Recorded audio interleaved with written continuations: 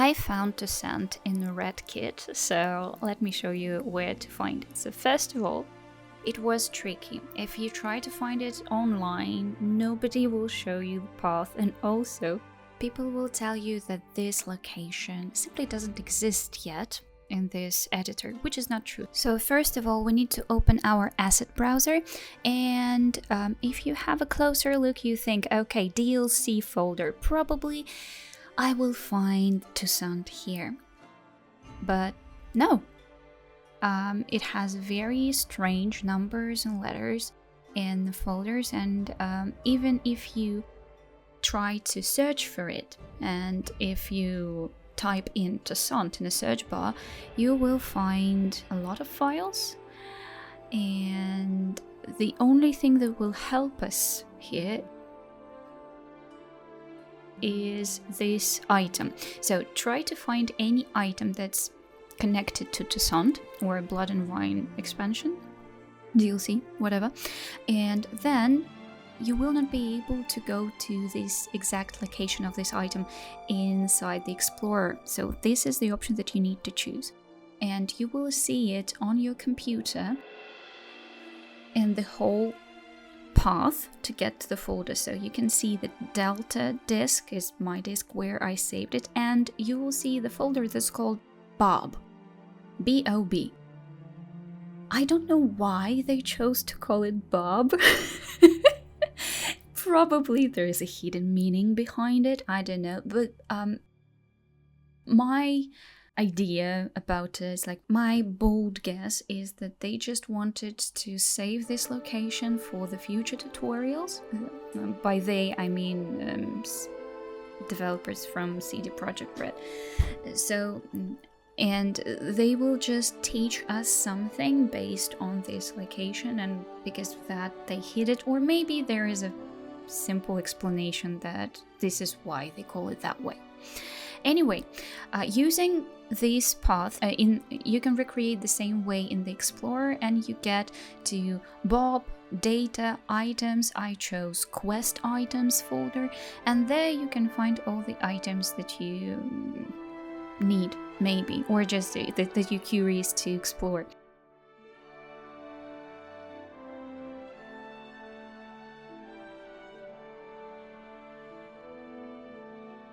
Using the search bar, you can find all the items, basically.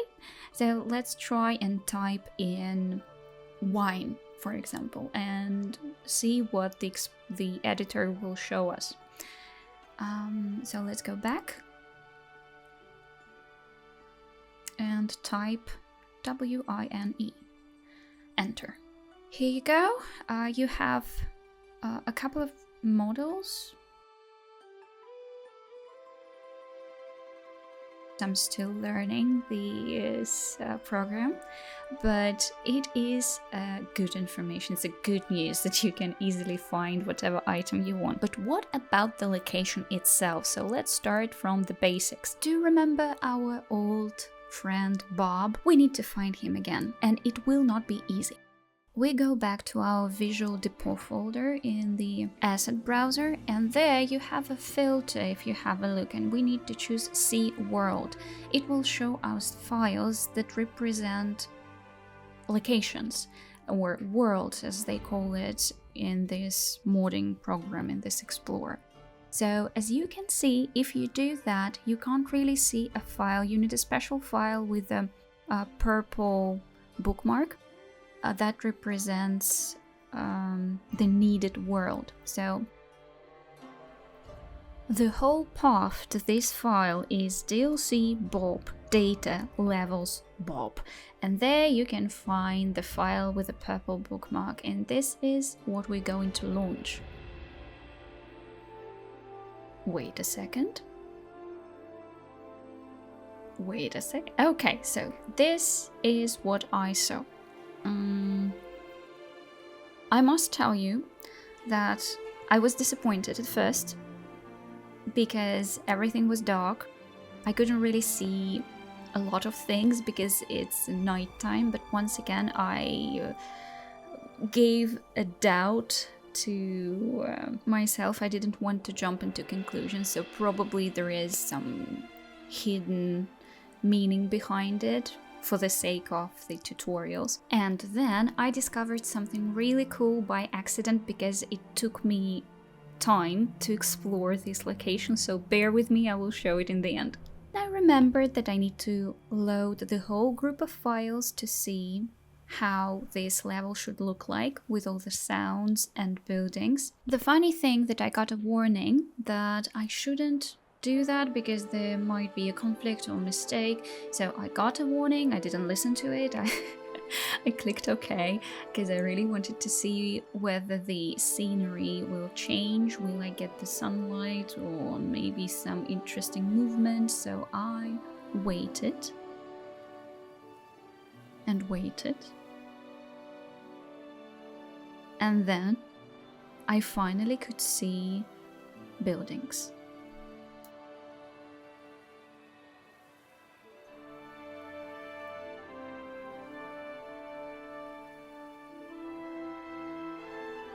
The sounds were working perfectly, so you can hear the crackling of the fire.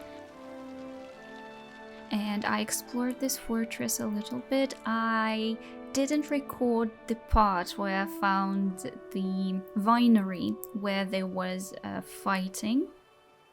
It looked epic, a lot of people, everyone's fighting with their swords and screaming stuff. It was quite a unique experience. Then I tried to reach the royal castle and Beauclair itself. Even though I have a gaming laptop, it wasn't strong enough to hold the big city. The funny thing that I got a notification from the boat.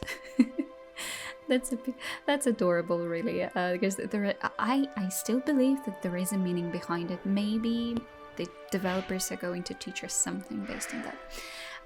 So I tried to reach the castle, and I encountered a lot of animated models of vampiric bats. They don't look like normal bats, they're pretty huge and ugly. So it was a scary experience, I would tell you, because without any music and soundtracks, you have only the sound of screaming people. I'm so sorry, baby, I can't help you. So it's surreal a little bit because it's dark and everything is moving. You can hear that something's going on behind you because of the sound of flapping wings and some monster screams. But overall, that's cool. Have a look at this wonderful waterfall. I made myself go further. Beautiful.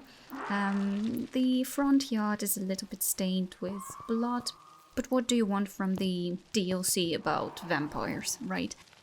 I was getting ready to finish this video when I noticed something on the horizon, and I was absolutely shocked. So if you spend around 10 or 13 minutes on this level, you will encounter a real sunrise.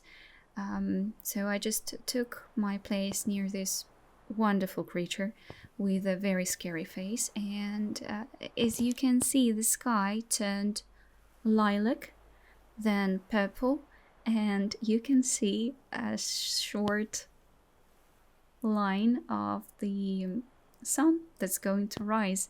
The whole process of waiting took me around 17 minutes from the start, when it was complete darkness, till the moment where you could see the full sun.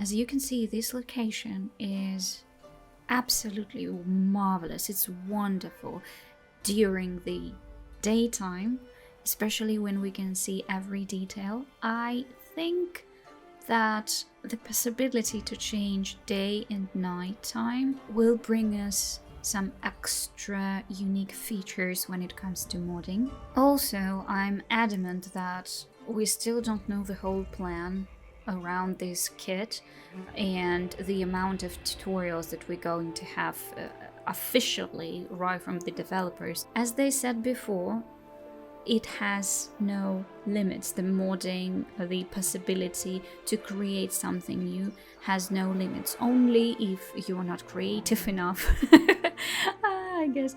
And but still, if you're willing to learn something new, then you will be able to create anything.